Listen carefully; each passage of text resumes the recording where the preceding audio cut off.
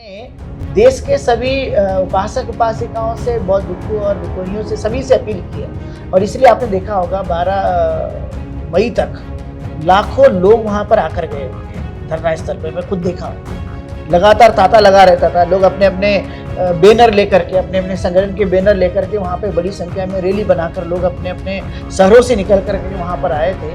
तो मुझे लगता है कि देश के प्राय लोग जो है इस महाबोधि महाविहार के आंदोलन से काफ़ी सक्रियता के साथ में वो लोग जुड़े हुए हैं। और अभी देश के अंदर में आपने बड़ी बड़ी रैलियाँ सड़कों से लेकर संसद तक आपने इसके पहले कभी नहीं देखी होगी। अनागरिक धर्मपाल से शुरू हुआ ये कारवां जो कि 134 साल का है, लेकिन इतने दिनों में आपने देखा होगा कि इस बार जो चेतना लोगों के मन में आई है बीटीएफ और महाबोधि महाविहार के मुक्ति आंदोलन को लेकर, इसके पहले मुझे लगता है जिन्होंने शुरुआत की तो वो तो हमारे लिए प्रेरणा के पात्र हैं।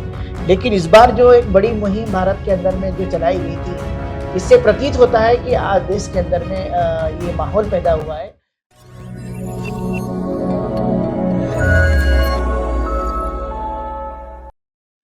आज की इस खास बातचीत में आपका स्वागत है। और आज इस बातचीत के लिए हमारे साथ हैं पूज्य भदंत डॉक्टर चंद्रकीर्ति।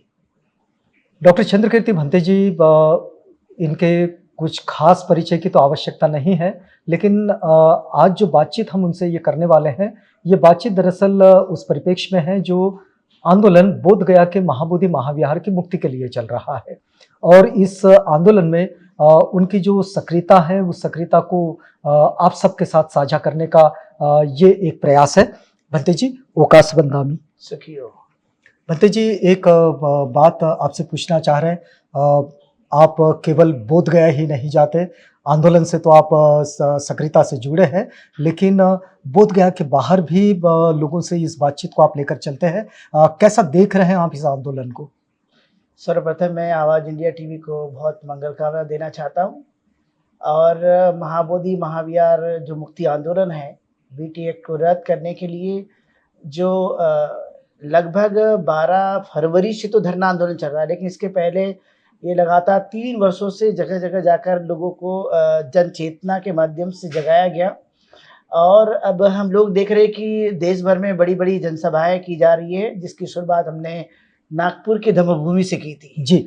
और जब हम लोग देश के अलग अलग जगह में गए तो एक सकारात्मक जो दृष्टिकोण है लोगों का, जो बहुत ही महाबोधि महाविहार के साथ जुड़ा हुआ है, जिसकी वजह से उनके मन में ये भावना है कि महाबोधि महाविहार मुक्त होना चाहिए और बीटीएफ रद्द होना चाहिए। इसलिए जगह जगह पूरे देश के अंदर में हम लोग जहाँ जहाँ भी जा रहे हैं तो जन समर्थन बड़े पैमाने पे मिलते जा रहा है। लेकिन ये जो स्थिति आप देख रहे हैं कि आंदोलन में अभी एक जगह से दूसरी जगह, दूसरी जगह से तीसरी जगह, तीसरी जगह से चौथी जगह, ऐसे धरना स्थल बदलता रहता है, तो क्या इसका कोई प्रभाव देखते हैं आप? देखिए, ये तो शुरुआत से ही आप देख रहे होंगे कि जब 12 फरवरी से धरना आंदोलन शुरू किया गया था बोधगया में, उसके बाद 27 फरवरी को जबरदस्ती ये धरना आंदोलन हमारे बौद्ध भिक्षुओं को रात में जाकर के उठाया गया था। तो तब से हम देख रहे हैं कि लगातार ये प्रेशर प्रशासन और शासन की तरफ से आते रहा है। लेकिन ये शासन प्रशासन की तरफ से तो एक बड़ा जो कष्ट पहुंचाने का या इसे समाप्त करने का जो मुहिम पहले से चलाई जा रही है, लेकिन जो ऑल इंडिया बुद्धिस्ट फोरम और जो सहयोगी संस्थाएं देश भर में जो इस आंदोलन के साथ खड़ी हैं और जो बौद्ध भिक्षु हमारे धरना स्थल पे लगातार लगे हुए हैं, डटे हुए हैं, तो हम देख पा रहे हैं कि शासन प्रशासन की तरफ से तो एक प्रकार से प्रेशर है, लेकिन जो दृढ़ संकल्पित हमारे बौद्ध भिक्षुगण हैं जो लगातार वहाँ पर बैठे हुए आंदोलन में, वो उनको किसी भी जगह में आप हटाइए, लेकिन वो अपने दृढ़ संकल्प से विचलित नहीं हो रहे हैं। ये सबसे बड़ी बात है। नहीं तो ये तो सम्यक संकल्प का हिस्सा ही होता है। तो स्वाभाविक है कि उन्होंने जो संकल्प लिया, अभी नहीं तो कभी नहीं, जो नारा अभी आपने आदरणीय आकाश लामा जी से भी सुना, हम लोग भी बार बार यही कह रहे हैं कि अभी नहीं तो कभी नहीं। तो एक बड़ी बात होती है कि आपका दृढ़ संकल्प क्या है। वो तो हटाएंगे आपको रोकेंगे भी, आपको नहीं रुक पाएंगे तो कुचलने का भी प्रयास करेंगे, नाना प्रकार की वो चीजें कर सकते हैं। लेकिन जो दृढ़ संकल्प हमारी तरफ से है और जिसकी वजह से वो बाहर कहीं कहीं हमारे धरना स्थल को अलग अलग जगह जो हम लोग करते जा रहे हैं। लेकिन अभी इस आंदोलन को देश के अंदर में जगह जगह जाकर के ये शुरू किया जा रहा है कि अब एक जगह नहीं, तो देश के अलग अलग राज्यों में भी अलग अलग हाँ, हम आकाश लामा जी से भी बात कर रहे थे तो उनका भी कहना ये था कि लोग जहां जहां से जुड़ रहे हैं वो वहीं अपनी जगह पर भी इस धरना ये प्रदर्शन जो को करें। बात थी, एक शब्द आया था पहले, आकाश लामा जी ने भी शुरू किया था कि जो हम बुद्धिस्ट है वो सीजनल बुद्धिस्ट नहीं होनी चाहिए। हमें लगातार अपने आंदोलन को सफलता की तरफ में ले जाने के लिए संघर्ष करना चाहिए, और उसी की एक मुहिम है कि देश के अलग अलग शहरों में ये एक बार हमने बड़ी रैली की, शांति मार्च निकाला, कलेक्टर के माध्यम से राष्ट्रपति, प्रधानमंत्री और नीतीश सरकार को भी ज्ञापन सौंपा गया। लेकिन ये मुहिम लगातार सतत गति के साथ बने रहना चाहिए। यदि ये सतत गति के साथ बना रहता है तो मुझे लगता है कि ये आंदोलन सफल होगा, क्योंकि जब तक ये बीटी एक्ट रद्द नहीं होगा, आज के समय में सारे बौद्धों का, चाहे वो देश में रहने वाले हो या दूसरे देश में रहने वाले हो, सभी का एक ही लक्ष्य है कि बीटी एक्ट रद्द होना चाहिए। क्योंकि सारी समस्या की जो जड़ है, महाबोधि महाविहार के अंदर जो कुछ भी हो रहा है वो बीटी एक्ट 1949 के एक्ट की वजह से हो रहा है। इसलिए लक्ष्य हमारा यही है। इसलिए आपने देखा होगा कि आज के डेट में, पहले मुझे लगता है कि 3 महीने पहले आपको भी नहीं पता होगा कि बीटी एक्ट क्या है, या देश के अंदर में बहुत सारे ऐसे लोग थे जिनको बीटी एक्ट के बारे में नहीं पता था। लेकिन आज के डेट में आप देखेंगे तो मुझे लगता है बौद्ध है या अबौद्ध है, भारत का कोई भी नागरिक जो इससे अभी समझ रहा है कि बीटी एक्ट 1949 क्या है, तो ये एक सबसे बड़ी बात है। और आपने देखा कि बहुत लंबे समय के बाद, लगभग मुझे लगता है 12 या 13 साल के बाद में जो पिटीशन दायर किया गया था, उसका रिजल्ट 16 मई को हेयरिंग हुआ और ये कहा गया कि 29 जुलाई को भी होगा। तो ये सब धरना आंदोलन का एक बड़ा प्रभाव देश के अंदर में देखने के लिए मिल रहा है। लेकिन भंते जी, इसमें अखिल भारतीय भिक्षु संघ का जुड़ाव कैसे है? देखिए, हम तो ये सबसे अपील करते जा रहे हैं कि जो बौद्ध भिक्षु संघ है या उपासक उपासिका है, ये देश के सभी लोग इसमें शामिल हो। क्योंकि यदि आप बौद्ध है तो आपके मन में भावना होनी चाहिए कि हमारा जो तथागत गौतम बुद्ध का ज्ञान प्राप्ति का स्थान है, जो दूसरों के हाथों में है, वहाँ पर बौद्ध के साथ साथ अबौद्ध भी इस कमेटी में शामिल है। तो ये देश के अंदर में ऑल इंडिया भिक्षु संघ हो या बाकी जितने भी हो, उनका इन्वॉल्वमेंट होना हम चाहते हैं कि सभी का। इसमें तो कोई शादी वाला कार्यक्रम नहीं कि हम स्वागत उनका करेंगे, लेकिन इस धरना स्थल के साथ में सब लोगों ने जुड़ना चाहिए, सब मुहिम के साथ में सब लोगों ने जुड़ना चाहिए। हम सबसे शुरुआती दौर से ही अपील करते जा रहे हैं। तो जिसकी जो श्रद्धा होगी वो आएंगे, लेकिन किसी का यदि लोभ प्रलोभन हो कि भाई सरकार के माध्यम से कुछ प्राप्त हो रहा होगा उनको, या जो भी उनकी मंशा होगी उसके माध्यम से वो शामिल नहीं हो रहेंगे, तो उनका अपना मामला है। लेकिन हमने देश के सभी उपासक उपासिकाओं से, बौद्ध भिक्षु और भिक्षुणियों से, सभी से अपील की है। और इसलिए आपने देखा होगा 12 मई तक लाखों लोग वहां पर आकर गए होंगे धरना स्थल पर। मैं खुद देखा हूँ, लगातार तांता लगा रहता था। लोग अपने अपने बैनर लेकर के, अपने अपने संगठन के बैनर लेकर के वहां पे बड़ी संख्या में रैली बनाकर लोग अपने अपने शहरों से निकल करके वहां पर आए थे। तो मुझे लगता है कि देश के प्राय लोग जो है इस महाबोधि महाविहार के आंदोलन से काफी सक्रियता के साथ में वो लोग जुड़े हुए हैं। और अभी देश के अंदर में आपने बड़ी बड़ी रैलियां सड़कों से लेकर संसद तक आपने इसके पहले कभी नहीं देखी होगी। अनागरिक धर्मपाल से शुरू हुआ ये कारवां जो कि 134 साल का है, लेकिन इतने दिनों में आपने देखा होगा कि इस बार जो चेतना लोगों के मन में आई है बीटी एक्ट और महाबोधि महाविहार के मुक्ति आंदोलन को लेकर, इसके पहले मुझे लगता है जिन्होंने शुरुआत की तो हमारे लिए प्रेरणा के पात्र है। लेकिन इस बार जो एक बड़ी मुहिम भारत के अंदर में जो चलाई गई थी, इससे प्रतीत होता है कि आज देश के अंदर में ये माहौल पैदा हुआ है। और कल आपने देखा होगा कि यूएन में भी एक बड़ी रैली, शांति मार्च निकाल करके ये मैसेज देने की कोशिश की गई है। तो देश के अंदर में आज के समय में ये पहली बार ऐसा महसूस हुआ। और इसीलिए आपने देखा होगा संसद में भी बहुत सारे हमारे जो मेंबर ऑफ पार्लियामेंट है उन्होंने भी आवाज उठाई है। मेंबर ऑफ असेंबली है, कई राज्यों में आप देखेंगे, जैसे बिहार असेंबली में आवाज उठाई गई, ना महाराष्ट्र में आवाज उठाई गई, पंजाब में इवन आवाज उठाई गई। तो अलग अलग जगह में आवाज उठाई गई है। तो अब ये आवाज देश और दुनिया में फैल चुकी है, अब ये बंद होने वाली है। ये लगातार संघर्ष जारी रहेगा और उसका टारगेट है ये बीटी एक्ट 1949 को रद्द करना। जी, एक बात तो महत्वपूर्ण जो हम आपसे समझना चाह रहे हैं कि एक पहला चरण जहां ऑल इंडिया बुद्धिस्ट फोरम ने एक इनिशिएटिव लिया, उसके बाद इससे कई संगठन जुड़ते गए।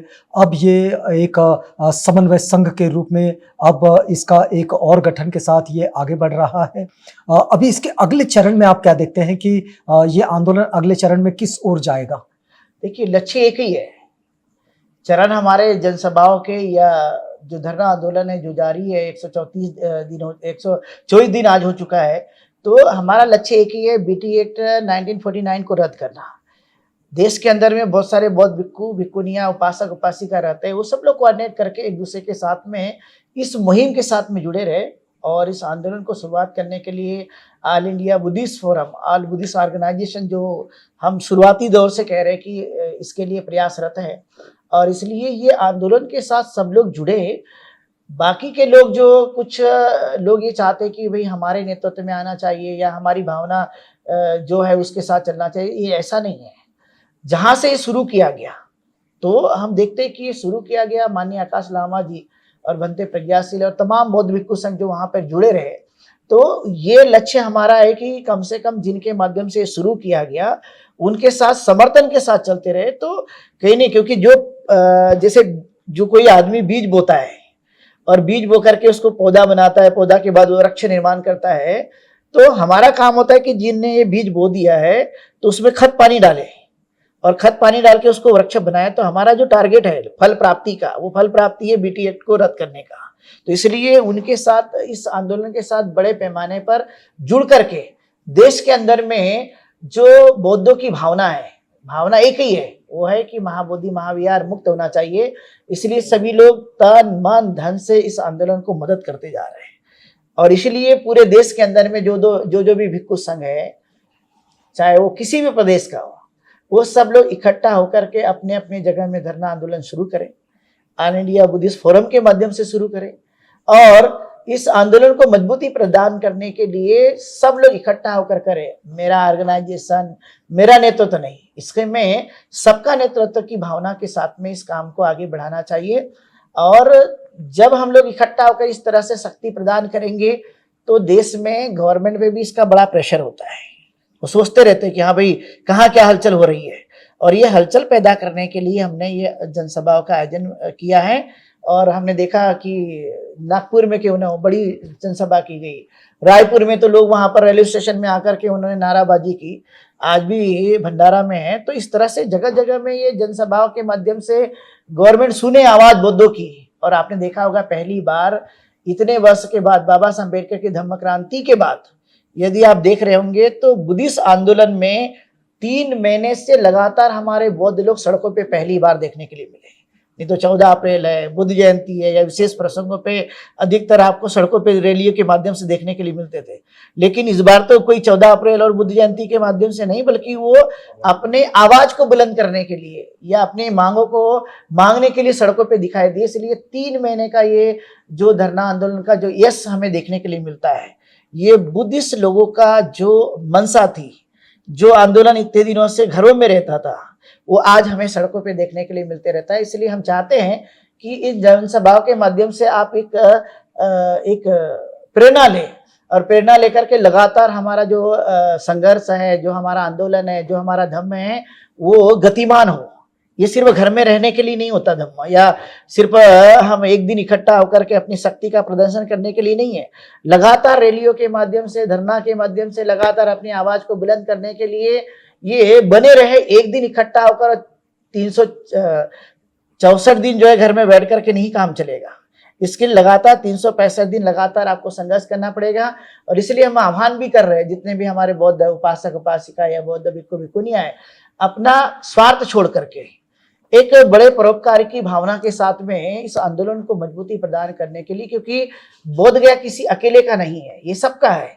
हमारे लिए ये बहुत ही पवित्र स्थान है। इसलिए इस पवित्रता को बनाए रखने के लिए आप लगातार सड़कों पर अपने इस आंदोलन को कानूनी दायरे में रहते हुए, संवैधानिक दायरे में रहते हुए, क्योंकि संविधान तो बाबा साहब ने लिखा है, तो बाबा साहब अम्बेडकर की बात तो हमें स्वीकार करनी पड़ेगी। इसलिए कानूनी दायरे में रहते हुए अपनी संवैधानिक मांगों को अपने मानते हुए आप लोग फिर से कंटिन्यूसली जो है इस आंदोलन को मजबूत बनाने के लिए, संघर्ष करने के लिए आप सड़कों पे धरना प्रदर्शन, लेकिन हमारा वही है शांति और संविधान, इसको ध्यान में रखना जरूरी है। तो आंदोलन शुरू कीजिए और जब तक ये बीटी एक्ट रद्द नहीं हो जाता तब तक लगातार बने रहिए।